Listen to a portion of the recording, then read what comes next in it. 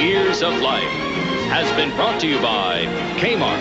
For good things at good prices, it's where nearly half of America comes to shop. Kmart, America's favorite store. And the new Polaroid Spectra system, a revolutionary photographic system that captures reality in a way we've never done before. The Polaroid Spectra system, we take your pictures seriously.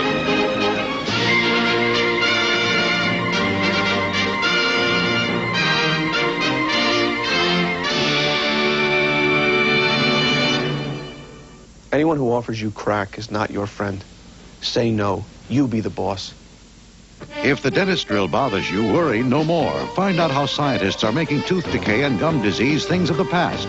Monday, watch ABC's World News Tonight with Peter Jennings.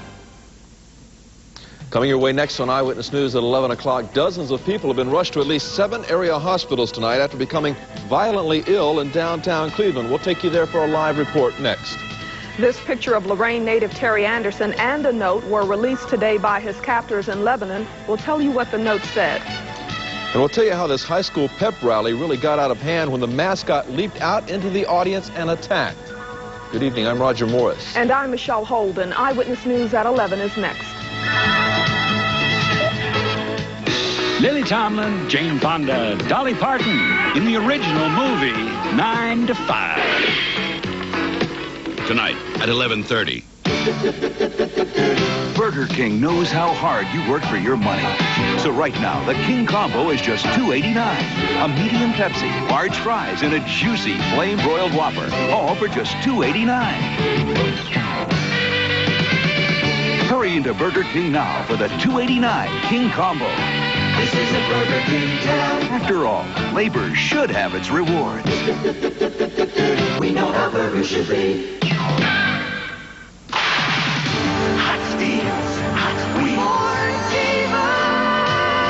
Hot deals like a free bedliner with the purchase of any Ranger full-size pickup through November 29. Hot deals. In addition to the free bedliner, get big savings on these specially equipped F-150 and Ranger pickups. Hot Wheels. See your participating Ford dealer. Make your best deal and get a free bedliner. Hot deals on Hot Wheels. Get them before they're gone. Mickey Dolenz of the Monkees. Monday, live on 5. Live from Ohio's News Channel, this is TV5 Eyewitness News with Roger Morris, Michelle Holden, David Lawyer, Mike Hostetler, and the Eyewitness News team. Good evening, I'm Michelle Holden. Just about 45 minutes ago, ambulances and fire rescue teams were called downtown to the Bond Court Hotel. There are reports of dozens of people becoming violently ill and literally falling down onto the sidewalks. Well, Tom Shea joins us live now from outside the Bond Court. Tom, what have you learned?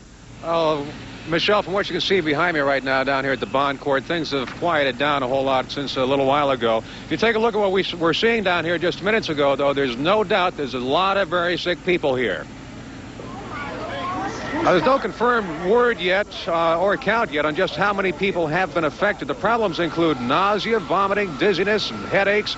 The victims were being loaded into everything from ambulances to police cars and even taxis. Now there's a bus pulling up out front there. I'm told that these people were all in town for a national parents convention, that the problem started next door at the convention center.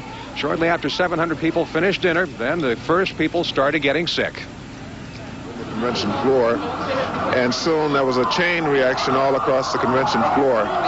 So the chairman of the banquet made an announcement that there could be some flaw in the air conditioning system where that is causing the reaction, or it could be related to the food.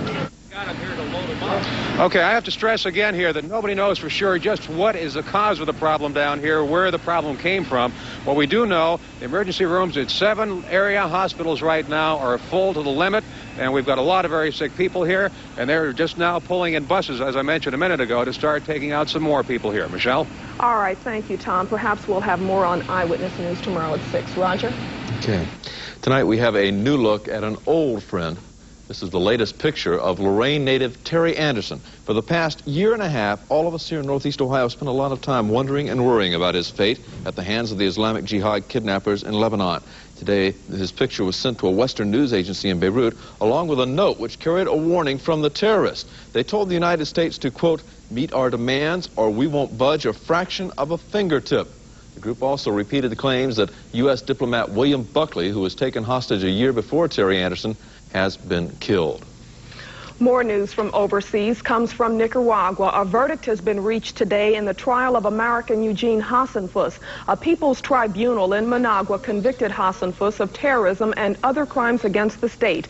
All this for what the court said was his role in supplying weapons to anti-government rebels in Nicaragua. Hasenfuss, who's a Vietnam veteran from Wisconsin, admitted he was carrying arms to the forces when his plane was shot down. He was sentenced to 30 years in prison. It began in March in Los Angeles, and within a matter of days it began to fall apart. But somehow, a few diehards hung in there, and the Great Peace March slowly moved on.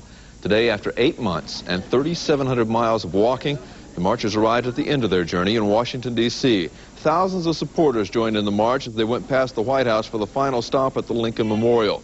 Some of the 500 or so who made the entire trip said they would leave their shoes at the memorial as a final gesture of their march for nuclear disarmament. Now, one woman put it this way. They said it couldn't be done, we did it, and just as they said we can't have a world without nuclear weapons, we will.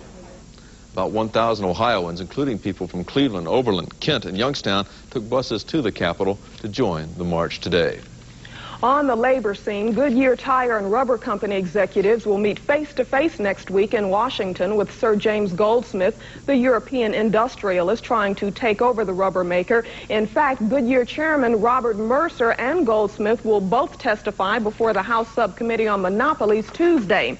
Goodyear hopes to convince lawmakers to step in and block Goldsmith's takeover bid. Mercer, however, used stronger words in an interview he taped with ABC News yesterday. This country should not allow this kind of thing to happen. These are parts of the company. You're essential. Mercer's interview will be shown in its entirety on ABC's Business World right here on TV5 tomorrow afternoon at 1:30.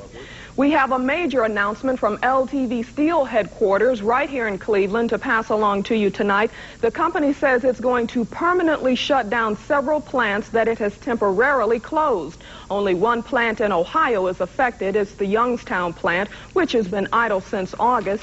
40 workers were laid off then. Now they'll lose their jobs permanently.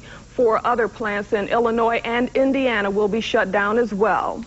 Some United Auto workers in Fairfield, Ohio are trying to save their jobs. They're the workers at General Motors' Hamilton Fairfield stamping plant. Tomorrow they'll meet to map strategy in an attempt to change the automaker's mind about closing the plant. 2,500 people work there. As you'll recall, the Hamilton Fairfield plant is one of 11 GM said it would close within the next 4 years. Workers at the Norwood plant, which is also on that list, voted last weekend to change local work rules in an attempt to keep their plant open. A manhunt continues tonight in Northeast Ohio. Police from both Cleveland and Middleburg Heights are looking for this man. He's 21-year-old King Leonard from Parkmont Avenue on the city's near west side. He's being sought in connection with the shooting of a Middleburg Heights police officer on Wednesday. Incidentally, that police officer, Robert Perovichek, is in fair condition at Southwest General Hospital tonight. He suffered gunshot wounds to both arms. Now, that shooting occurred while Officer Perovichek was on a routine call, a traffic arrest. Every day, police officers face dozens of routine, so-called humdrum situations that have the potential to explode in sudden violence. Recently, Don Dunwell rode night patrol with 2 Cleveland policemen to find out what it's like to face the unknown every day. Night patrol with 2 Cleveland police veterans. Jim Mishik on the force 7 years. His partner Russ Sack has 9 years with the department. And they know the meaning of danger. I kind of figure in 10 years, I figure I should be dead twice. The only folks you meet are victims and suspects. And regardless of the situation, somebody's upset. A truck without taillights. It sounds routine, but the threat and the wariness are present. It's not to be offensive to anybody that you stop, but I don't know you, and I don't know what your intentions are. If something happened to Jim, then my only intention is to kill that guy. When you're a cop, the most dangerous thing that you face isn't the armed criminal necessarily. It's the unknown, not knowing what's around the next corner or what waits at the top of the stairs. This time, it's a fight between a man and a woman. I was going to marry him. We got in a big argument and I told him to leave today because he threatened me. But it could have been different. Sack has been on those dark stairs with a shotgun aimed at him. You know, there's no place to go, nothing to hide behind. And it's just the, it's whatever this guy is thinking. He's going to pull the trigger or he's going to go back in the house. Tonight is routine, as most nights are for a cop. But each one of them puts on the badge and slips the gun in the holster every day with one thought in mind. This is the day when the ordinary could become deadly. I'm Don Dunwell, Eyewitness News. 2 police officers are assigned to each zone car here in Cleveland, but the administration is trying to assign police to one-man cars at least part of the time. Now, that issue is expected to be a major stumbling block in the upcoming negotiations between the city and the police union. A school assembly involving the football team's mascot got way out of hand. We'll tell you what happened when this full-grown tiger jumped off the stage and into the crowd. We'll tell you about a crash involving a truck full of lumber and a tour bus on a Chicago expressway. Stay with us. Eyewitness News at 11.